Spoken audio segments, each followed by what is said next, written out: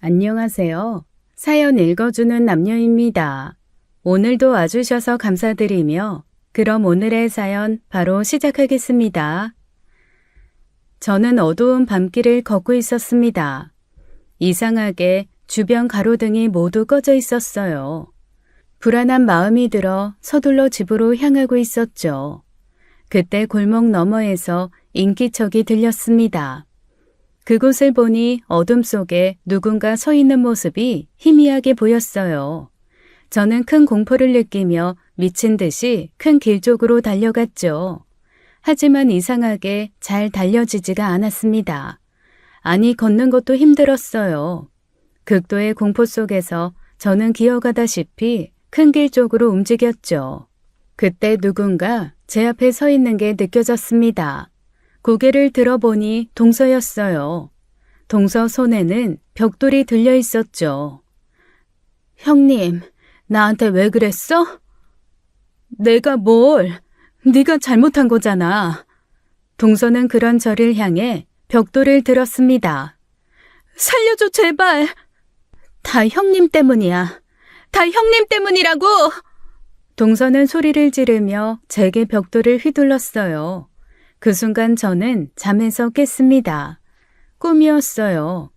제 옆에는 남편이 걱정스러운 표정으로 저를 바라보고 있었죠. 여보, 괜찮아?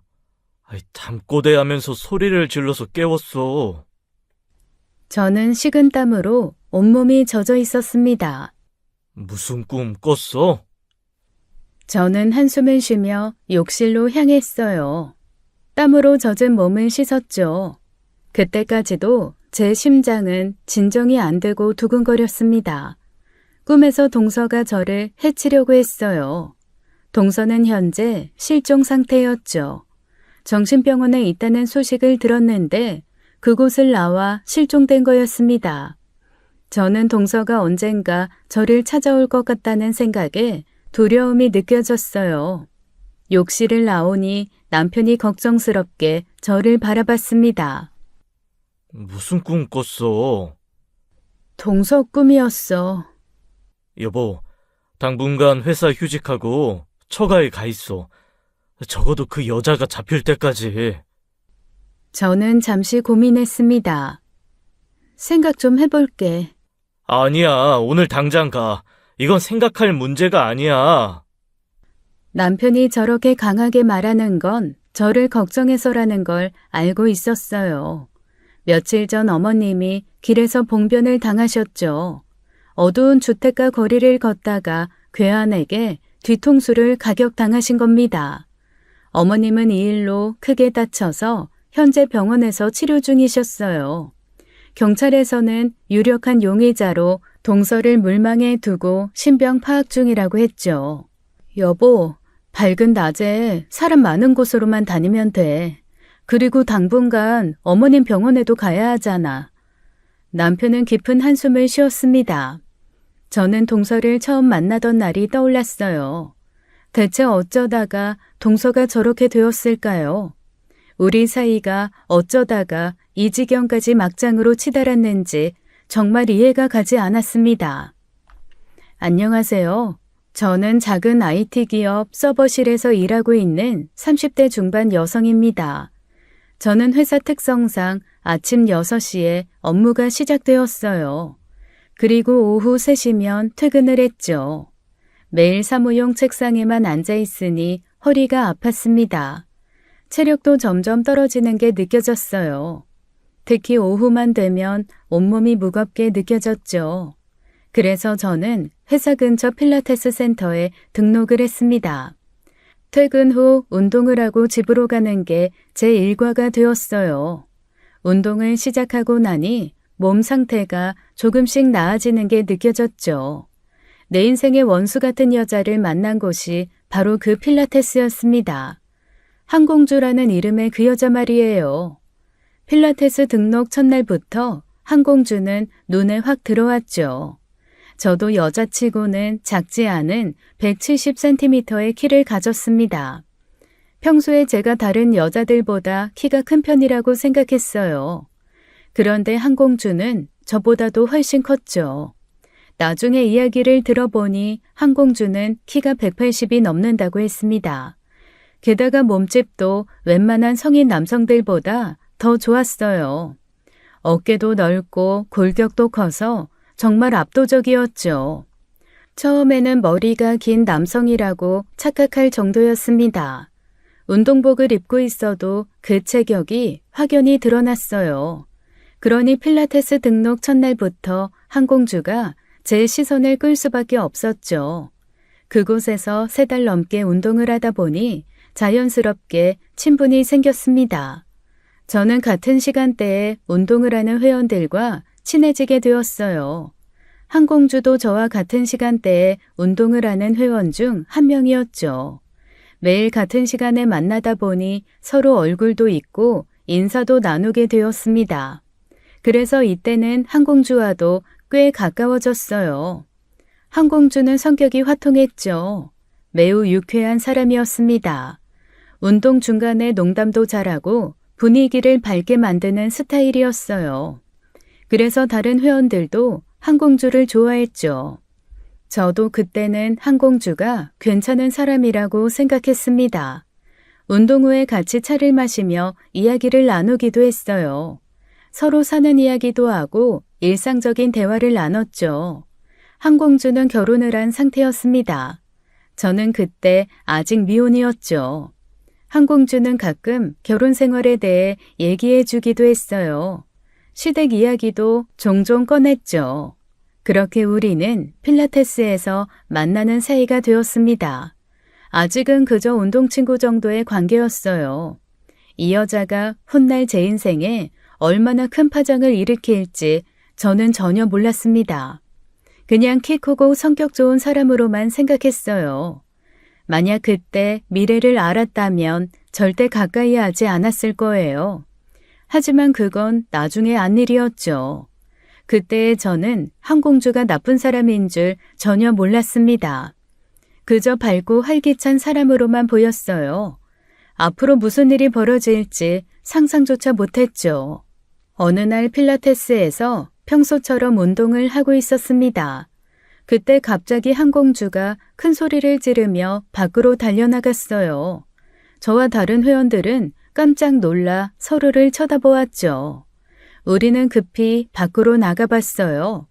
복도에서 충격적인 광경이 펼쳐져 있었죠. 한공주가 어떤 남자의 팔을 뒤로 꺾고 있었습니다.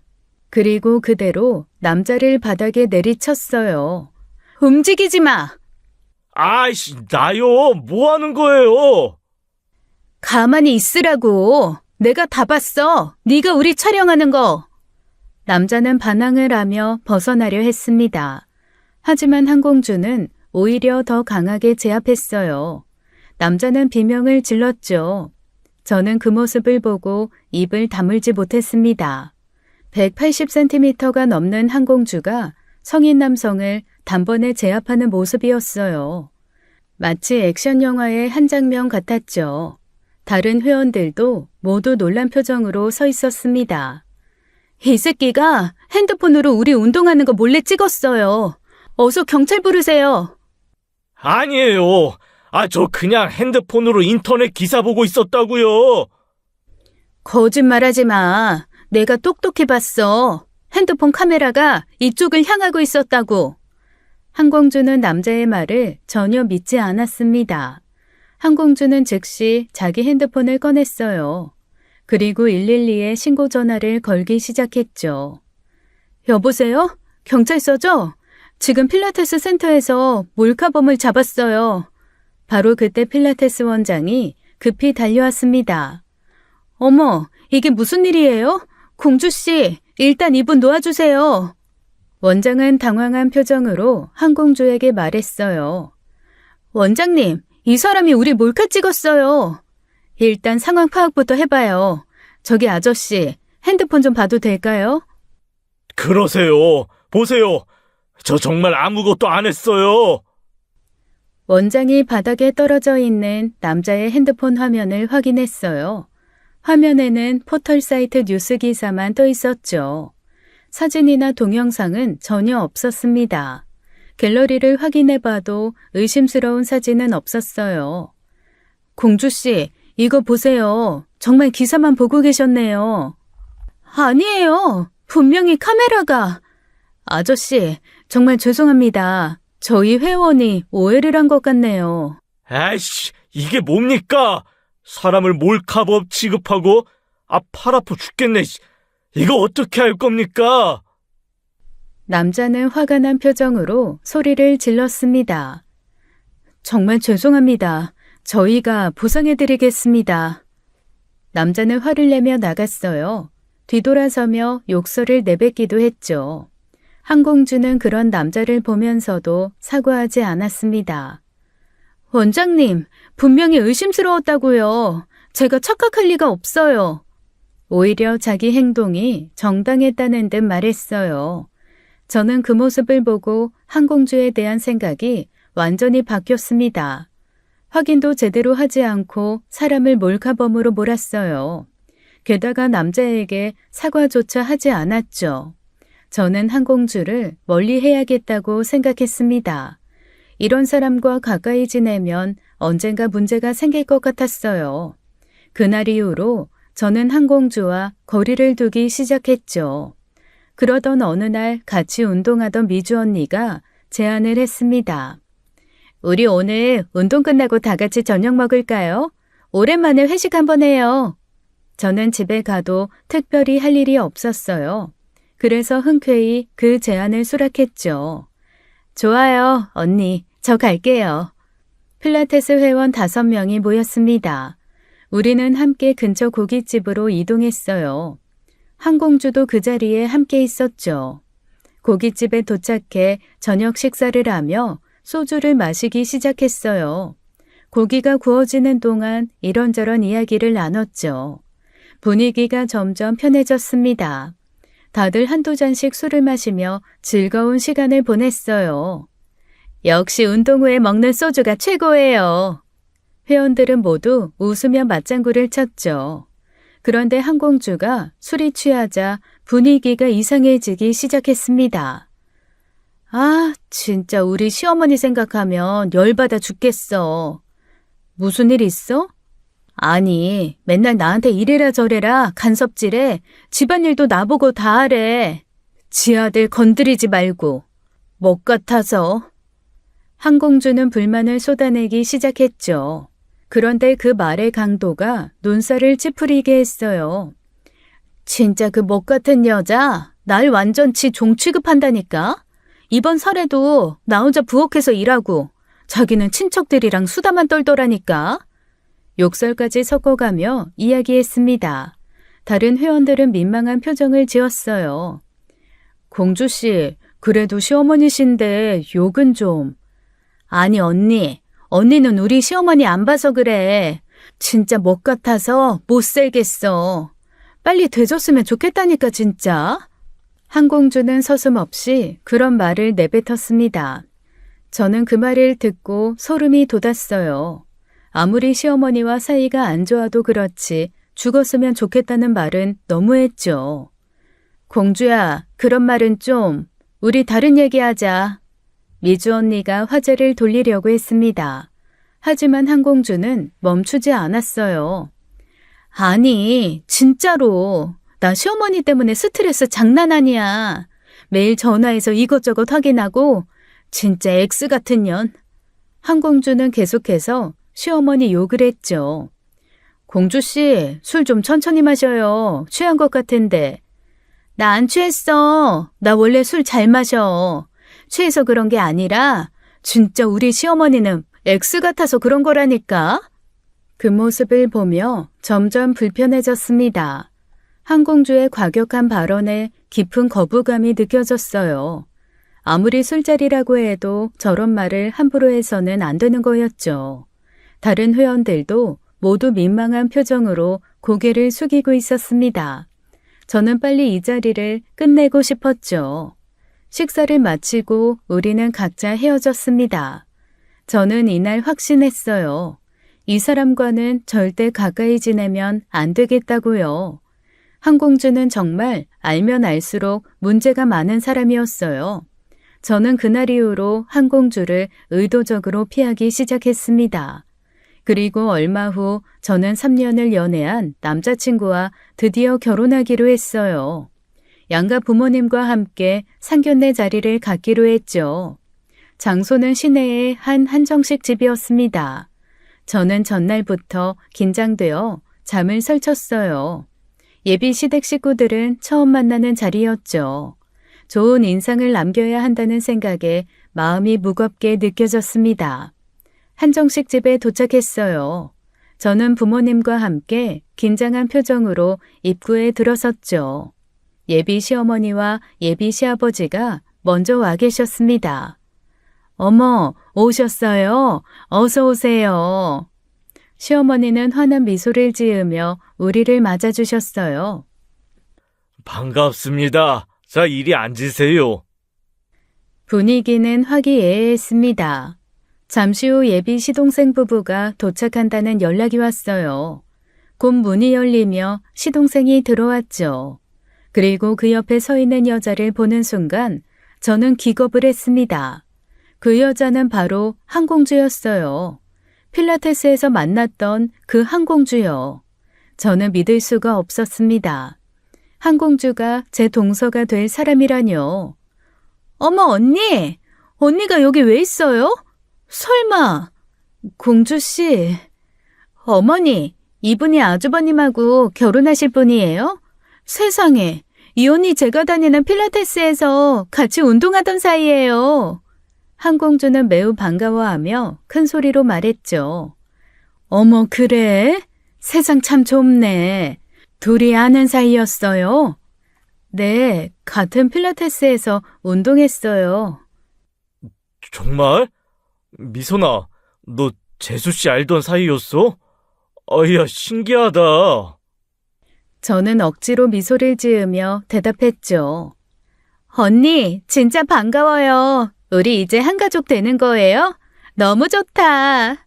한공주는 환하게 웃으며 제 손을 잡았습니다. 저는 그 손길이 불편했어요. 하지만 자리가 자리인지라 아무 내색도 할 수 없었죠. 마음속으로는 이 여자와 한 식구가 된다는 사실이 매우 불편했습니다. 하지만 저는 남자친구를 사랑했어요. 남자친구와 결혼하고 싶었죠. 그래서 아무 내색 없이 상견례를 마쳤습니다. 한공주는 상견례 내내 저에게 친근하게 굴었어요. 언니, 우리 앞으로 자주 만나요. 주말마다 같이 놀아요. 저는 애매하게 웃으며 대답을 피했습니다. 상견례가 끝나고 집으로 돌아왔어요. 결혼 준비는 순조롭게 진행되었습니다. 그리고 몇 달 후 저는 무사히 결혼식을 올렸어요. 하지만 마음 한편에는 계속 불안함이 남아 있었죠. 결혼을 하고 나서 동서는 저에게 엄청 친한 척하며 자주 연락을 해왔습니다. 주말마다 전화가 왔어요. 형님, 이번 주말에 우리 만나요. 쇼핑하고 밥 먹어요. 문자도 수시로 날아왔죠. 하지만 저는 동서와 성향이 전혀 맞지 않았습니다. 그래서 만남이 불편하게 느껴졌어요. 동서는 술 마시고 노는 것을 너무 좋아하는 여자였죠. 어느 날 동서가 또 전화를 걸어왔습니다. 형님, 이번 주 금요일에 클럽 갈래요? 요즘 강남에 새로 생긴 클럽이 완전 핫하대요. 클럽? 동서, 우리 결혼한 사람들인데. 에이, 그게 뭐 어때서요? 남편들 몰래 재미 좀 보는 거지. 형님도 좀 놀아봐요. 저는 그런 제안이 정말 황당했습니다. 유부녀가 남편 몰래 클럽을 가자뇨. 미안한데 나는 그런 거 별로 안 좋아해서. 형님, 너무 딱딱하게 살지 말아요. 인생 한 번뿐이잖아요. 우리 한 번만 가봐요. 정말 미안한데 나는 안 갈래. 아, 형님, 한 번만요. 제발. 동서는 끈질기게 저를 설득하려고 했어요. 저는 단호하게 거절했지만 동서는 포기하지 않았죠. 그럼 클럽 말고 호프집은 어때요? 호프집에서 맥주나 한잔 해요. 동서, 나 요즘 좀 바빠서. 형님 왜 이래요? 우리 동서지간인데 좀 친하게 지내요. 저는 동서와 거리를 두고 싶었습니다. 하지만 같은 집안 식구라 쉽지 않았어요. 노골적으로 피하면 문제가 될 것 같았죠. 그래서 돌려 거절을 했어요. 하지만 동서는 제가 거절해도 아랑곳하지 않았습니다. 계속해서 연락이 왔어요. 형님, 오늘 시간 돼요? 우리 영화 보러 가요. 미안해, 오늘 약속이 있어서. 그럼 내일은요? 내일 저녁에 만나요. 내일도 좀 힘들 것 같아. 에이, 형님, 왜 맨날 바빠요? 시간 좀 내봐요. 저는 동서의 끈질긴 연락에 점점 스트레스를 받기 시작했습니다. 핸드폰에 동서 이름이 뜰 때마다 한숨이 나왔어요. 전화를 받기가 싫었죠. 하지만 받지 않으면 계속 전화가 왔습니다. 어느 날은 하루에 5통씩이나 전화가 왔어요. 문자도 10통이 넘게 날아왔죠. 형님, 전화 왜 안 받아요? 형님, 나 심심한데 나와요. 형님, 무시하지 말고 답장 좀 해요. 저는 정말 미칠 것 같았습니다. 동서를 피하고 싶었어요. 하지만 시댁 행사 때마다 마주쳐야 했죠. 명절이나 생일 같은 날에는 어쩔 수 없이 만나야 했습니다. 시댁에 가면 동서는 제 옆에 딱 붙어 앉았어요. 형님, 요즘 왜 이렇게 나 피해요? 내가 뭐 잘못했어요? 아니야, 그런 거 아니고 그냥 바빠서 그래. 형님, 우리 동서지간인데 좀 자주 만나요. 내가 형님 정말 좋아하는데. 저는 동서의 그런 태도가 부담스러웠습니다. 동서와 친하게 지낼 생각이 전혀 없었어요. 하지만 같은 집안 식구라는 이유로 계속 얽혀야 하는 상황이 괴로웠죠. 저는 이 상황에서 어떻게 벗어나야 할지 막막했습니다. 그런데 얼마 후 시댁 행사에 참여하면서 저는 동서의 의외의 모습을 보게 되었습니다. 동서는 시어머니를 엄청나게 잘 챙기는 며느리였어요. 그 모습이 정말 놀라웠죠. 시어머니 생신날이었습니다. 동서는 잔치상 같은 화려한 밥상을 정성껏 차려냈어요. 온갖 나물에 전까지 붙여서 상에 가득 올렸죠. 떡도 직접 만들어 왔습니다. 어머니, 생신 축하드려요. 제가 정성껏 준비했어요. 그래, 수고했구나. 하지만 시어머니는 짧게 대답하시며 별로 기뻐하지 않으셨어요. 어머니, 맛있게 드세요. 잘 먹으마. 저는 그 모습을 보며 입을 다물지 못했습니다. 동서가 시어머니에게 저렇게까지 잘하는데 시어머니는 냉랭하셨어요. 어느 날 시어머니가 몸이 안 좋다는 소식이 들렸습니다. 동서가 제일 먼저 달려갔어요. 시어머니를 병원에 모시고 가서 진료를 받게 했죠. 어머니, 괜찮으세요? 제가 쭉 병원 모실게요. 됐다. 내가 알아서 할 수 있어. 아니에요. 제가 해드릴게요. 어머니는 쉬세요. 그냥 집에 가 있어. 네 남편이나 잘 챙겨. 시어머니는 동서의 호의를 거절하셨습니다. 하지만 동서는 며칠간 시댁에 머물며 시어머니를 간호했어요. 죽도 끓여드리고 약도 챙겨드렸죠. 정말 지극정성으로 모셨습니다. 추석이 되었습니다. 시댁의 가족들이 모두 모였어요. 저도 추석 음식 준비를 도왔죠. 동서는 시어머니 옆에서 가장 열심히 일했습니다. 어머니, 이건 제가 할게요. 어머니는 좀 쉬세요. 그냥 네 할 일만 해. 형님, 이거 제가 다 할 테니까 형님은 다른 거 하세요. 동서는 설거지도 도맡아 했어요. 청소도 제일 먼저 나섰죠. 하지만 시어머니는 동서를 보며 무표정한 얼굴이셨습니다. 제사 때도 마찬가지였어요. 동서는 새벽부터 찾아와 제사 음식을 준비했어요. 나물도 무치고 전도 부치며 분주하게 움직였죠. 어머니, 제가 다 준비할 테니까 걱정 마세요. 그래, 알았어. 저는 동서의 이런 모습이 매우 이상하게 느껴졌습니다. 뭔가 앞뒤가 맞지 않았어요. 분명 필라테스 술자리에서 동서는 시어머니 욕을 했었죠. 시어머니가 빨리 죽었으면 좋겠다는 말까지 했었습니다. 그런데 지금은 시어머니를 극진히 모시고 있었어요. 저는 동서의 앞뒤가 다른 이중적인 태도에 의아함을 느꼈습니다. 대체 진짜 모습이 뭘까 하는 생각이 들었어요. 술자리에서 본 모습이 진짜일까? 아니면 지금 시댁에서 보이는 모습이 진짜일까? 저는 혼란스러웠죠. 하지만 곰곰이 생각해 보니 임금님 없을 때는 임금 욕도 한다는 말이 있잖아요. 동서도 그냥 그런 경우일 거라는 생각이 들었어요. 다만 그 수위가 선을 넘는 스타일일 거라 생각했습니다. 밖에서는 스트레스를 풀려고 욕을 하지만 실제로는 잘해주는 거겠죠. 저는 그렇게 생각하며 넘어갔습니다. 동서의 이중적인 모습을 더 이상 깊게 생각하지 않기로 했어요. 그냥 며느리로서 해야 할 일을 하는 거라고 이해했죠. 그리고 얼마 후 필라테스 회원인 미주 언니에게서 연락이 왔습니다. 미선아, 나 좋은 일 생겼어. 우리 오랜만에 모여서 술 한잔 하자. 저는 동서와 마주치기 싫어서 빠지려고 했어요. 언니, 나 요즘 좀 바빠서. 에이, 무슨 소리야. 오랜만인데 꼭 와.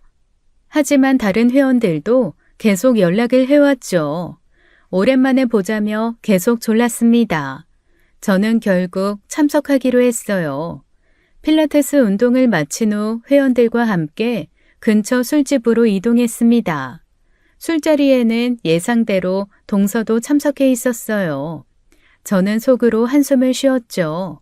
술이 몇 잔 돌아가자 분위기가 무르익었습니다. 다들 편하게 이야기를 나누기 시작했어요. 그때 동서가 시어머니 이야기를 꺼냈죠. 우리 시어머니 진짜 재산 많은 거 알아요? 부동산만 해도 엄청나요. 그래? 부럽다. 그래서 내가 일부러 잘해주는 척하는 거예요. 나중에 재산 받으려고요. 저는 그 말을 듣고 깜짝 놀랐습니다. 동서가 남에게 대놓고 저런 말을 하다니요. 어이가 없었습니다. 공주야, 그런 말 함부로 하는 거 아니야. 에이, 뭐 어때요? 우리끼리 하는 얘긴데. 여기 언니들 다 며느리들인데 그냥 솔직해져 봐요. 솔직히 시어머니 좋아서 잘해주는 사람이 어딨어요? 다 재산 때문이지. 가난했으면 진작에 버렸어. 동서는 술이 취해서인지 거리낌 없이 말했어요. 나 시어머니한테 진짜 잘했거든요. 그러니까 나중에 시어머니 유산 받아서 나 부자 되면 내가 한턱 쏠게요. 근데 남편 형제 있으면 똑같이 나눠받는 거 아니야? 미선 씨 있잖아. 둘이 동서지간 아니야? 내가 먼저 시어머니한테 잘했어요. 그러니까 나중에 시어머니 죽으면 유산은 7대3으로 받아야 한다고 생각해요. 우리 형님이 뭐 한 게 있어요? 내가 고생했지. 맞죠, 형님? 저는 그 말을 듣고 소름이 돋았습니다. 동서가 계산적으로 시어머니를 대하고 있었던 거예요. 진심으로 효도한 게 아니었죠. 재산을 많이 받기 위해 일부러 잘해준 거였습니다. 돈 보고 내가 참고 사는 거예요. 돈 없으면 진작에 시댁이랑 연 끊었죠. 공주야, 그래도 그런 말은 좀. 저는 참고 있던 것이 폭발했습니다. 더 이상 참을 수가 없었어요. 동서, 그만해. 그런 말 하는 거 아니야. 어머, 형님. 왜요? 형님도 스트레스 받잖아요. 어머님한테. 나 그런 생각으로 시댁 대한 적 없어. 동서가 지금 하는 말이 얼마나 문제가 있는지 알아? 그것도 다른 사람들 앞에서. 에이, 형님. 너무 진지하게 받아들이지 마요. 그냥 농담이에요.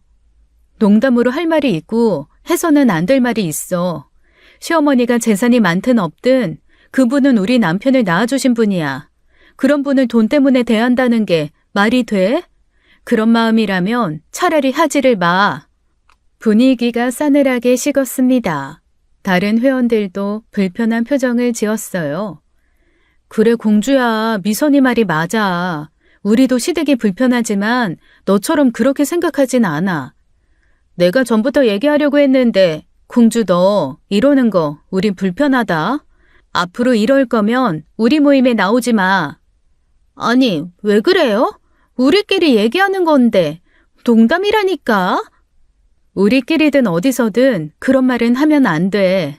그리고 7대3 어쩌고 하는데, 난 그런 거 전혀 관심 없어. 그런 이상한 말들 농담처럼 하지 좀 마.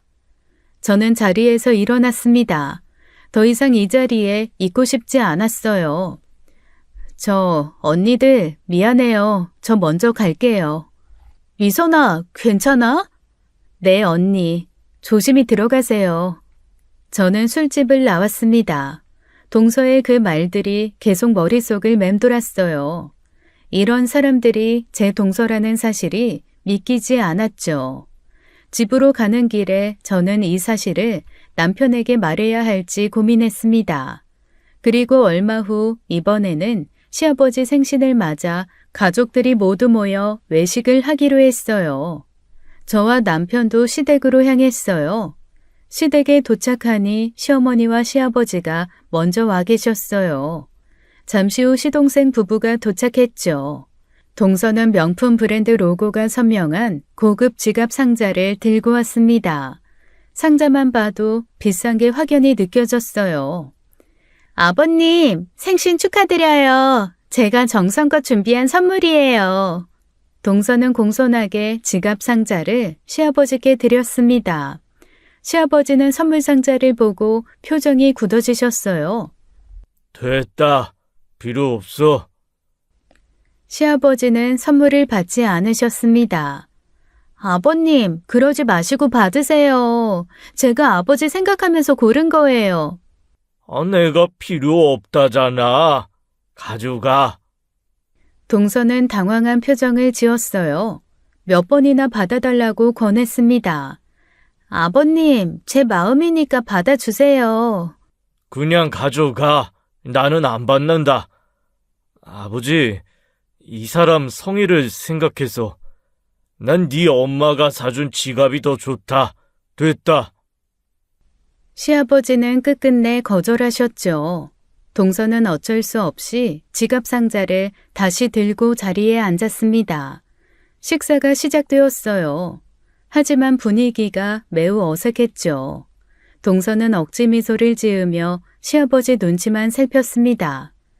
아버님, 고기 드세요. 알았어. 이것도 맛있어요, 아버님. 그래. 시아버지는 짧게만 대답하셨어요. 식사 내내 이런 분위기가 계속되었습니다. 저는 식사를 하면서도 불편함을 느꼈어요. 남편과 시동생도 어색한 표정이었죠. 식사가 끝나갈 무렵 저는 화장실에 갔습니다. 볼일을 보고 나오는 길이었어요. 복도를 지나가는데 시어머니와 시아버지가 나와 계셨어요. 대화 소리가 들렸죠. 저는 무심코 걸음을 멈췄습니다. 조애가 무슨 속셈으로 저런 비싼 선물을 주는 건지 모르겠어. 그래서 받기 싫더라고. 잘했어요. 나도 저 애가 뭔가 꿍꿍이가 있는 것 같아. 마음이 영 불편하단 말이야. 조애는 영 믿음이 안 가. 저는 그 대화를 듣고 가슴이 철렁했습니다. 시아버지도 동서를 완전히 믿지 않으셨어요. 동서가 아무리 잘해줘도 시부모님 마음을 얻을 수 없었던 거죠. 저는 조용히 그 자리를 떠났습니다. 식당으로 돌아가는 길에 복잡한 생각이 들었어요. 시아버지도 동서의 본심을 꿰뚫고 계셨던 걸까요? 동서가 재산 때문에 잘해주는 척한다는 걸 아셨던 건가 하는 생각이 들었습니다. 식사가 끝나고 우리는 각자 헤어졌어요. 집으로 가는 차 안에서 저는 계속 생각에 잠겼죠. 집에 돌아온 저는 남편에게 물어봤습니다. 여보, 어머님이랑 아버님은 왜 그렇게 동서를 싫어하시는 거야? 남편은 소파에 앉으며 한숨을 쉬었어요. 그게 말하자면 좀 긴데. 동서가 어머님 아버님께 잘하는데 이해가 안 가서 그래. 오늘도 그렇고. 남편은 잠시 망설이더니 입을 열었습니다. 사실 재수 씨가 전에 동생 몰래 바람 핀 적이 있어. 뭐? 바람을? 저는 깜짝 놀라 남편을 쳐다봤어요. 동생이 직접 현장을 목격했어. 그때 난리가 났었지. 세상에, 그런 일이 있었어? 동생이 그때 이혼하려고 했었어. 당연히 어머니 아버지도 이혼하라고 하셨고. 저는 충격을 받았습니다. 동서에게 그런 과거가 있었다니요. 그럼 왜 이혼 안 하고 참고 사는 거야? 이해가 안 가. 그게 남편은 또 한숨을 쉬었어요. 동생이 지금 운영하는 대형 소갈비 전문점 있잖아. 그거 재수 씨네 친정에서 차려준 거야. 아, 그 가게? 재수 씨 아버지가 목 좋은 자리에 가게 차려주고 인테리어부터 시작 자금까지 다 됐어. 지금 그 가게 장사가 엄청 잘 되거든. 저는 이제야 상황이 이해되기 시작했습니다.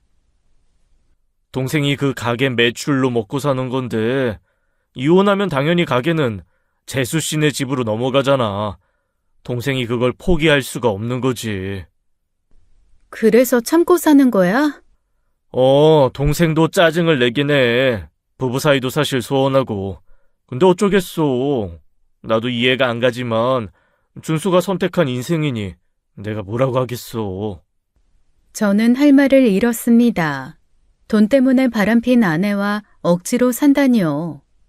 어머니 아버지가 그런 며느리를 곱게 볼 리가 없지.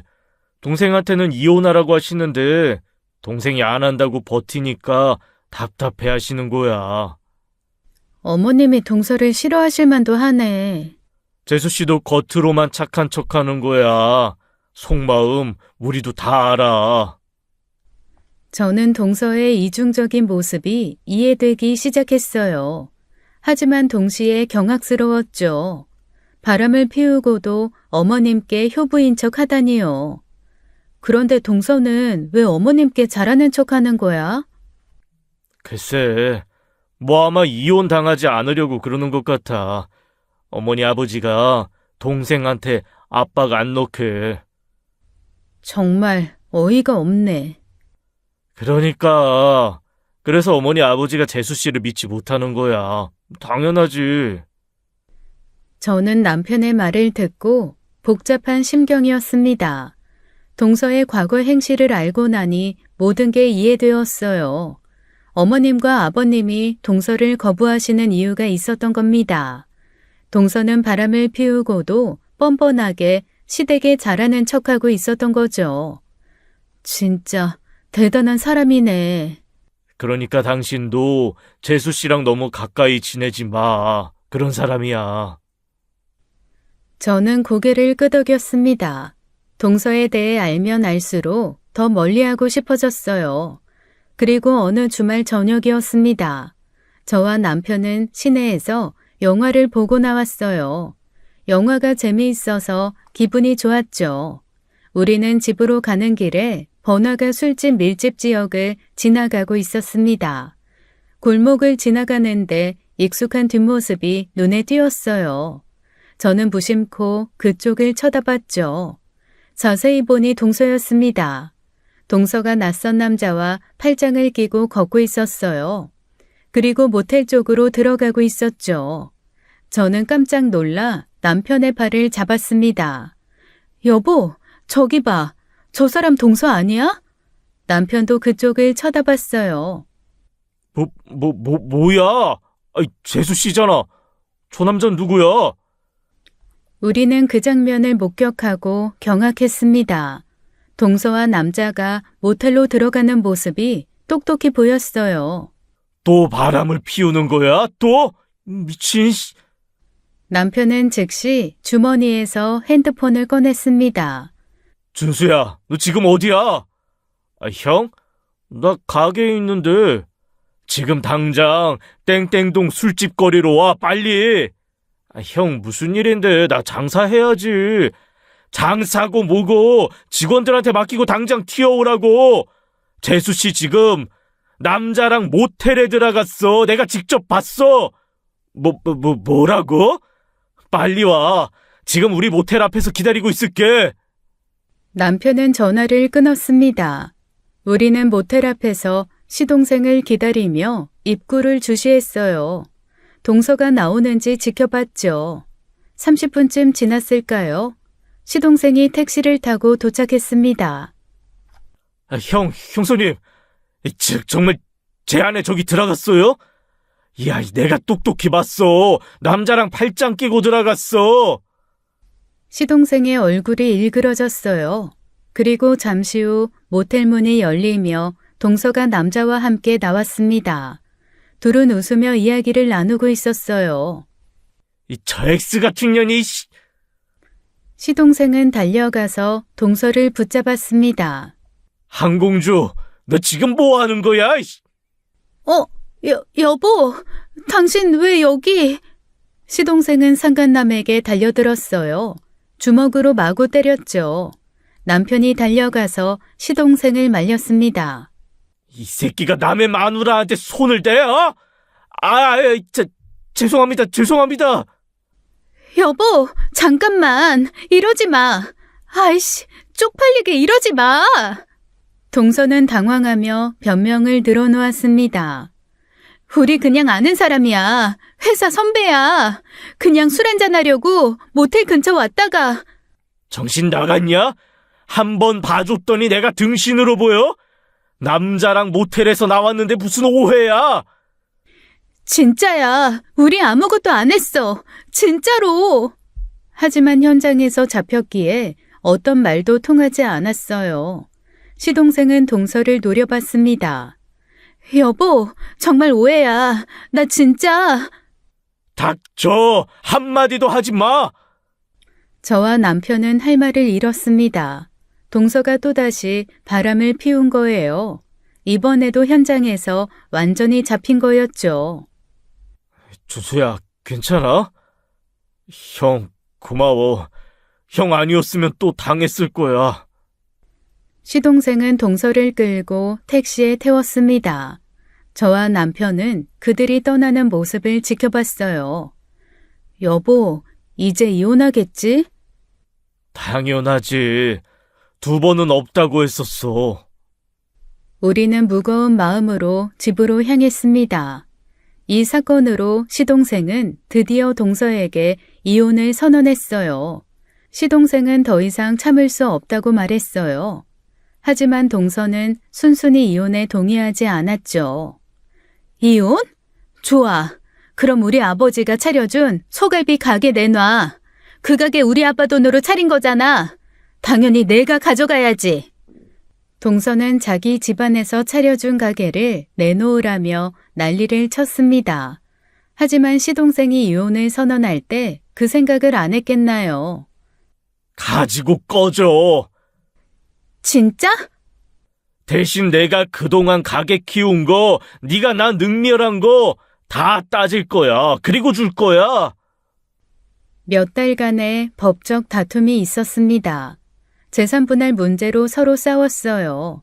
결국 법원에서는 시동생 손을 들어줬죠. 7대3으로 재산 분할이 이루어졌습니다. 그리고 동서는 외도에 대한 위자료까지 별도로 지불해야 했죠. 그렇게 둘은 정식으로 이혼했습니다. 이혼이 확정되고 3개월이 지났어요. 어느 날 밤 남편에게서 급한 전화가 왔습니다. 여보, 지금 당장 땡땡 병원으로 와. 어머니 큰일 났어.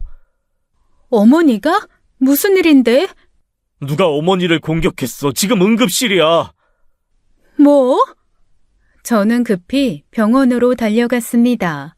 응급실 앞에는 남편과 시아버지, 시동생이 있었어요. 모두 창백한 얼굴이었죠. 어머님은 괜찮으세요? 지금 수술 중이다. 형수님, 어머니가 집 근처 골목길에서 누군가한테 공격당했어요. 누가요? 몰라. 범인이 벽돌로 어머니 뒤통수를 내리쳤어. 지나가던 사람이 발견하고 119에 신고했대. 저는 충격을 받았습니다. 대체 누가 어머님을 공격한 걸까요? CCTV를 확인해봤는데 범인이 복면을 쓰고 있어서 얼굴이 안 보인다고. 형수님, 지금 경찰이 수사 중이래요. 우리는 수술실 앞에서 초조하게 기다렸습니다. 시간이 정말 더디게 흘렀어요. 몇 시간이 지났을까요? 의사가 수술실에서 나왔습니다. 수술은 성공적으로 끝났습니다. 다행히 생명에는 지장이 없습니다. 다행이다. 감사합니다, 선생님. 하지만 머리를 심하게 다쳐서 당분간 입원 치료를 받아야 합니다. 회복하는데 시간이 좀 걸릴 겁니다. 알겠습니다, 선생님. 감사합니다. 시어머니는 중환자실로 옮겨졌어요. 우리는 시어머니를 볼 수 있었죠. 시어머니는 머리에 붕대를 감고 누워 계셨습니다. 의식은 없었어요. 여보, 시아버지는 시어머니의 손을 잡으며 눈물을 흘리셨습니다. 우리도 모두 울컥했어요. 대체 누가 어머니한테 이런 짓을 한 거야? 저는 문득 동서 생각이 났습니다. 이혼당하고 나서 한공주가 정말 제게도 지랄을 했거든요. 수개월 욕이 섞인 문자폭탄에 시달렸으니까요. 그 문자에는 저희 가족 모두를 죽여버리겠다는 내용도 있었어요. 당연히 저는 화가 나서 협박건으로 고소도 했고요. 저는 고개를 저었습니다. 이 짓을 한 사람은 공주밖에 없어. 분명 그년이 한 거야. 시동생은 분노에 차서 소리를 질렀습니다. 준수야, 진정해. 아직 확실한 거 아니잖아. 아니야. 분명 그년이 한 거라고. 어머니한테 앙심을 품고 있었잖아. 그리고 이혼 소송할 때 나한테 협박도 했었어. 가만 안 둘 거라고. 시동생은 즉시 핸드폰을 꺼내 한공주에게 전화를 걸었습니다. 하지만 한공주는 전화를 받지 않았어요. 이년이 전화를 안 받아? 시동생은 계속해서 전화를 걸었습니다. 하지만 한공주는 전화를 받지 않았어요. 전화가 안 되네. 걔 아버지한테 전화해봐야겠어. 시동생은 동서 친정에 전화를 걸기로 했습니다. 전 장인에게 전화를 걸었어요. 여보세요? 아버님, 저 준수입니다. 아, 자네, 무슨 일인가? 공주 좀 바꿔주세요. 연락이 안 돼서요. 전 장인은 한숨을 쉬었습니다. 공주가, 그게, 왜요? 사실은, 공주가 상태가 안 좋아서 병원에 입원시켰다. 병원이요? 자네랑 이혼하고 나서 술을 너무 많이 마셔서 알코올 중독이 왔어. 거기다 망상장애까지 생겼다고 해서. 망상장애요? 누가 자기를 해치려 한다는 망상에 시달리더라고. 그래서 정신병원에 입원시켰네. 저는 그 말을 듣고 놀랐습니다. 한공주가 정신병원에 입원했다니요. 그럼 지금 병원에 있나요? 병원 연락처 좀 알려주세요. 그게 며칠 전에 공주가 병원을 몰래 탈출해서 뭐라고요? 병원에서 연락이 왔는데 공주가 새벽에 몰래 빠져나갔대. 지금 나도 행방을 알 수 없는 상태야. 그럼 지금 어디 있는지 모른다는 거예요? 우리가 찾고 있는데 연락이 안 돼. 핸드폰도 꺼져 있고. 알겠습니다. 시동생은 전화를 끊었어요. 우리는 모두 큰 충격을 받았습니다. 형수님, 공주가 정신병원에서 탈출했대요. 뭐? 분명 공주가 어머니를 공격한 거예요. 틀림없어요. 그럼 지금 한공주가 어디 있는지도 모른다는 거예요? 네, 탈출하고 나서 행방이 묘연하대요. 저는 온몸에 소름이 돋았습니다. 한공주가 정신병원에서 탈출했다니요. 그렇다면 한공주가 어머님을 공격했을 가능성이 높았어요. 경찰에 이 사실 알려야겠어. 형, 내가 바로 전화할게. 저는 한공주가 범인일 거라고 확신했습니다. 한공주가 어머님을 공격하고 도망간 거예요. 저는 한공주가 실종 상태라는 사실에 큰 두려움을 느꼈습니다. 혹시 한공주가 저를 찾아올까봐 밤마다 불안에 시달렸어요. 잠을 자다가도 문득 깨곤 했죠. 현관문을 여러 번 확인하고 창문도 단단히 잠궜습니다. 남편도 제 불안을 알고 있었어요. 여보, 괜찮아. 내가 지킬게.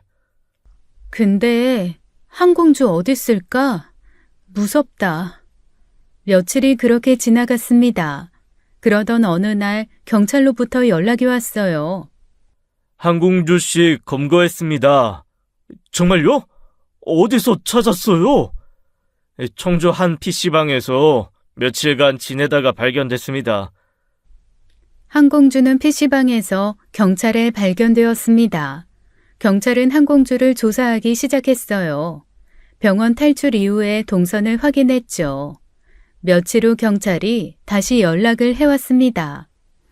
CCTV와 카드 사용 내역을 추적한 결과 한공주 씨는 사건 당일 서울에 없었습니다. 네? 그게 무슨 말씀이세요? 한공주 씨는 병원을 나온 뒤 곧바로 청주로 내려갔습니다. 그리고 PC방에만 계속 있었던 것이 확인됐습니다. 그럼 공주가 어머니를 공격한 게 아니란 말씀이세요? 네, 한공주 씨는 이번 피습 사건과 무관한 것으로 결론 내렸습니다. 우리는 모두 혼란스러워했습니다. 한공주가 범인이 아니라니요. 그럼 대체 누가 어머니를 공격한 거예요? 현재 계속 수사 중입니다. 다른 용의자를 찾고 있습니다. 시동생은 전화를 끊고 우리에게 말했어요. 형수님, 공주가 범인이 아니래요. 뭐? 야, 그럼 누가 어머니를 공격한 거야? 정말 한공주가 아니에요? 경찰이 동선을 확인했는데 사건 당일 공주는 서울에 없었대요. 그럼 범인이 따로 있다는 거잖아. 그런 것 같아. 경찰이 계속 수사한대요. 그럼 어머님을 공격할 만한 사람이 누가 있을까요? 모르겠어. 어머니가 누구한테 원한 살 사람은 아닌데. 시어머니는 평소에 조용히 사시는 분이셨어요. 누군가와 심하게 다툰 적도 없으셨죠. 저는 혼란스러웠습니다. 한공주가 범인이라고 확신했는데 아니었어요. 며칠 후 한공주는 다시 정신병원으로 돌아갔습니다. 한공주는 여전히 망상에 시달리고 있었어요. 우리는 모두 불안했습니다. 대체 누가 어머님을 공격한 걸까요? 저는 밤마다 두려움에 떨었습니다. 시어머니는 여전히 병원에 입원 중이셨어요. 의식은 돌아왔지만 아직 회복 중이셨죠. 우리는 교대로 병원을 지켰습니다. 어서 범인이 잡히기만을 기다릴 뿐이었어요. 하지만 경찰의 수사는 답보 상태였어요. 용의자도 찾지 못하고 있었죠. 그리고 일주일이 지났습니다. 남편에게서 급히 전화가 왔어요. 여보, 준수가 공격당했어. 지금 병원이야. 뭐라고? 저는 급히 병원으로 달려갔습니다. 남편도 회사에서 바로 병원으로 왔어요. 응급실에 시동생이 누워 있었죠. 형수님. 시동생의 얼굴은 창백했습니다. 고통스러운 표정이었어요. 준수야, 누가 너를 공격한 거야? 밤길에 걷다가 갑자기 뒤에서 누가... 시동생은 밤길을 걷다가 뒤에서 둔기로 공격을 받았다고 했습니다. 갈비뼈가 여러 대 부러졌습니다.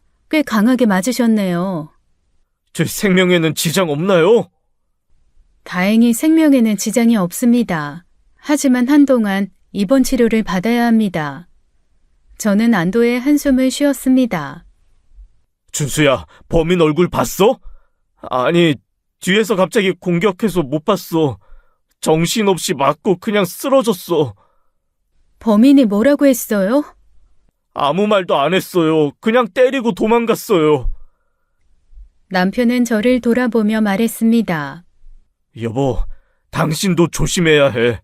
절대 밤에는 혼자 다니지 마, 알았지? 응. 이거 심각한 상황이야. 어머니도 공격당하고, 이제 준수까지. 남편의 목소리에는 두려움이 섞여 있었어요. 경찰이 병원에 도착했습니다. 시동생을 조사하기 시작했어요. 두 건의 피습 사건이 연관되어 있는 것 같습니다. 가족들을 대상으로 한 연쇄 범행으로 보입니다. 저는 온몸에 소름이 돋았습니다. 연쇄 범행이라니요. 혹시 최근에 누군가 심하게 다툰 적 있으세요? 원한을 살 만한 일이 있었나요? 아니요. 한공주는 아니고 그 외에 생각나는 게 없는데요. 계속 조사해 보겠습니다. 가족분들 모두 조심하시고 밤에는 혼자 다니지 마세요. 경찰은 CCTV를 확인하고 수사를 확대한다고 했습니다. 하지만 범인의 단서는 아직 없었어요. 집으로 돌아오는 차 안에서 남편이 말했습니다. 여보, 당신이 다음 표적일 수 있어. 나를? 어머니, 준수가 당했잖아. 다음은 우리 차례일 수도 있어. 저는 극심한 공포를 느꼈습니다. 당분간 회사 끝나면 바로 집으로 와. 혼자 돌아다니지 말고. 그리고 회사에 휴가 내고 당분간 어머님 댁에 가 있어. 알았어. 당신은? 난 괜찮아. 그 자식 잡아야지. 당신 조심해야 해. 저는 고개를 끄덕였습니다. 밤마다 악몽을 꾸기 시작했어요. 누군가 저를 쫓아오는 꿈이었죠. 잠에서 깨면 식은땀이 흘렀습니다. 며칠 동안 저는 밖에 나가는 것이 두려웠어요. 여보, 지금 어디야? 집이야. 걱정 마. 문 잘 잠갔지?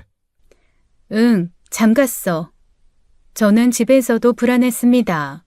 현관문 소리만 나도 깜짝 놀랐어요. 혹시 범인이 찾아오는 건 아닐까 하는 생각에 떨었죠. 다음 표적은 누가 될까요? 저는 그 두려움 속에서 하루하루를 보냈습니다. 저는 밤에는 절대 외출을 하지 않았습니다. 낮에도 최대한 조심하며 지냈어요. 어느 날 낮에 은행 볼 일이 있었습니다. 저는 조심스럽게 밖으로 나갔죠. 낮이라 안심을 하긴 했어요. 은행 업무를 마치고 집으로 돌아오는 길이었습니다. 그때 갑자기 뒤에서 누군가 저를 공격했어요. 악! 저는 비명을 지르며 필사적으로 저항했어요. 범인은 둔기로 저를 때리려고 했죠. 살려주세요! 도와주세요! 사람 살려요! 저는 온 힘을 다해 소리를 질렀습니다. 범인은 복면을 쓰고 있었어요. 저는 팔로 막으며 계속 비명을 질렀죠. 그때 누군가 달려오는 소리가 들렸습니다. 누나! 제 남동생 민호였어요. 마침 어머니 심부름으로 반찬을 가져다 주러 제 집에 오던 중이었죠. 남동생은 제 비명을 듣고 즉시 달려왔습니다. 이 새끼가, 씨! 남동생은 체육대학에 다니고 있었어요. 운동으로 단련된 몸이었죠. 남동생은 범인에게 달려와 날라차기로 범인 허리를 찼습니다. 그리고 들고 있던 반찬통으로 범인 머리에 내리쳤어요. 범인은 악소리를 내며 쓰러졌어요. 동생이 범인을 바닥에 눕히고 꼼짝 못하게 붙잡았습니다. 아이, 나 놓으라고! 가만히 있어! 움직이면 팔 부러뜨린다! 남동생은 범인을 꽉 잡고 있었습니다. 저는 숨을 헐떡이며 그 광경을 지켜봤어요. 누나, 괜찮아? 응, 고마워 민호야. 남동생은 범인이 쓴 복면을 벗겼습니다. 그 순간 저는 깜짝 놀랐어요. 범인의 얼굴을 보고 경악했죠. 아는 얼굴이었습니다. 범인은 한공주의 남동생 한민재였어요. 제 결혼식 때 본 적이 있었죠. 당신이 왜? 한민재는 아무 말도 하지 않았습니다. 저는 즉시 핸드폰을 꺼내 112에 신고했어요. 경찰이 금방 도착했습니다. 한민재는 현장에서 체포되었어요. 저는 남편에게 전화를 걸었습니다. 여보, 범인 잡았어. 뭐? 정말? 나 공격당할 뻔했는데 민호가 범인 잡았어. 뭐라고? 당신 괜찮아? 지금 어디야? 집 앞이야. 빨리 와. 알았어, 지금 바로 갈게. 남편은 회사에서 소식을 듣고 급히 달려왔습니다. 여보, 괜찮아? 괜찮아. 민호가 구해줬어. 처남, 정말 고맙다. 처남 아니었으면 큰일 날 뻔했어. 이 미친놈이 백주대낮에? 형님, 당연한 거죠. 제 누나인데요. 다치게 놔둘 수 없죠. 그런데 범인이 누구야? 한민재, 한공주 동생. 뭐? 한공주 동생? 응, 그 사람이 어머님이랑 서방님도 공격했나 봐. 남편을 믿을 수 없다는 표정이었습니다. 드디어 범인이 잡혔어요. 하지만 대체 왜 한민재가 우리 가족을 공격한 걸까요? 그 이유가 궁금했습니다. 경찰 조사 결과 한민재가 범행을 저지른 동기가 밝혀졌습니다. 한민재는 친구와 동업으로 떡볶이 가게를 차리려고 했었어요. 시동생이 그 사업 자금을 도와주겠다고 약속했었죠. 한민재는 그 약속을 믿고 있었습니다. 하지만 시동생과 한공주가 이혼하면서 그 약속은 당연히 없던 일이 되었어요. 한민재는 이에 앙심을 품게 되었죠. 자기 누나의 잘못으로 이혼한 건데 그 화풀이를 우리 가족에게 한 겁니다. 한민재는 시어머니를 가장 먼저 공격했어요. 그 다음은 시동생을 습격했죠. 그리고 마지막으로 저까지 노렸던 겁니다. 저는 그 사실을 듣고 어이가 없었어요. 자기 누나가 바람을 피워서 이혼한 건데 그 잘못을 엉뚱한 곳에 풀다니요. 한민재는 3건의 폭행죄로 법의 처벌을 받게 되었습니다. 특히 시어머니와 시동생은 중상해를 입었기에 형량이 무거웠어요. 재판에서 한민재는 징역 5년을 선고받았습니다. 법원은 계획적인 범행이었고 피해자가 여러 명이라는 점을 고려했죠. 시어머니는 치료를 마치고 퇴원하셨습니다. 시동생도 회복되어 병원에서 나왔어요. 저도 큰 부상 없이 회복했죠. 다행히 우리 가족 모두 무사했습니다. 저는 이 모든 일을 돌이켜봤어요. 결국 이 모든 일이 한공주 때문에 시작된 거였어요. 한공주가 바람을 피우지 않았다면 이혼도 없었을 겁니다. 이혼이 없었다면 한민재도 우리를 공격하지 않았겠죠. 저는 한숨만 나왔습니다. 한공주를 처음 만난 그날이 떠올랐어요. 필라테스에서 처음 봤던 그날 말이죠. 저는 다시는 그런 사람을 가까이 하지 않겠다고 다짐했습니다. 사람을 볼 줄 아는 눈을 가져야겠다고 생각했어요. 겉모습만 보고 판단하면 안 된다는 교훈을 얻었죠. 시간이 흘러 우리 가족은 평온한 일상으로 돌아왔습니다. 하지만 그날의 악몽은 쉽게 잊히지 않았어요. 저는 가끔 한공주 생각이 납니다. 정신병원에 입원해 있는 한공주 말이에요. 한공주도 결국 자신의 선택에 대한 대가를 치르고 있는 거겠죠. 지금까지 사연 읽어주는 남녀였습니다. 끝까지 시청해주신 여러분 감사드리며 저희는 다음 사연으로 돌아올게요. 감사합니다.